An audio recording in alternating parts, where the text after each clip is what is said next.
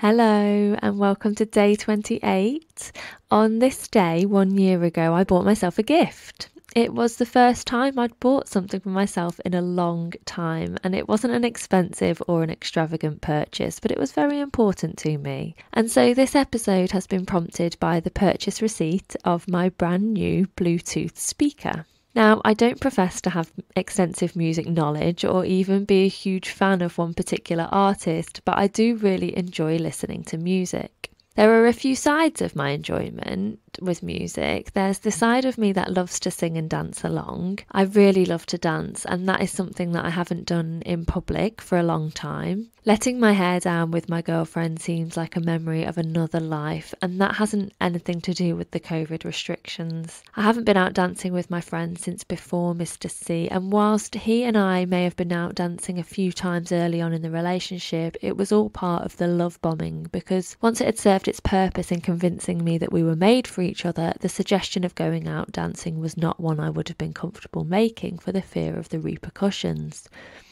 But it won't be long until I'm out with my girlfriends and dancing again, even if we are all now strictly flat shoes and home by midnight for the babysitter.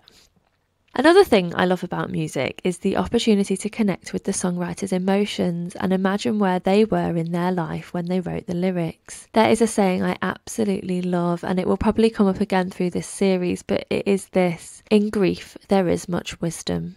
I deeply believe that the most important of life lessons are learned under the most difficult circumstances, and so when listening to the lyrics of songs on the radio, I can't help but contemplate and relate. I think the more life you live, the more you can connect with songs in this way, and I don't remember doing it much when I was young, but some of my favourite moments come when I am unsure what they could be singing about, because then I am reminded that there is still so much more to learn. And the final reason I bought the speaker was to listen to sounds of music with no words at all.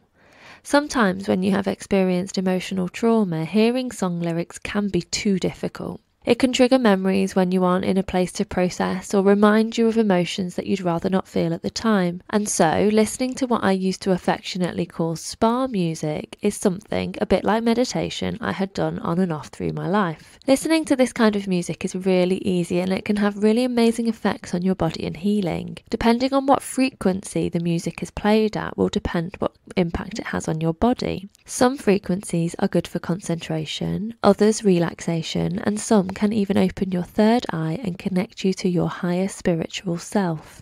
YouTube has a frequency for every need, and if you know what it is you are craving in that moment, then popping binaural beats and then something like healing or acceptance or confidence, it will bring up a selection of results which facilitate the perfect environment for your ears. I'll be sharing more about sound therapy and healing as we move through the year, because it's one of the modalities that I love. But this speaker wasn't just about the sounds I planned to play through it. It represented something more to me. I had thought about how nice it would be to have one, then I searched for it, I read the reviews, and I made the decision to buy it, all by myself. Not a single other soul was involved in my decision to make that purchase, and that felt amazing. And that is where we'll finish today. Thank you for listening. I just have one simple request from you if you're listening. Share your favourite song in the comments, and maybe we'll each stumble across a song that was meant for our ears today. See you soon. Bye.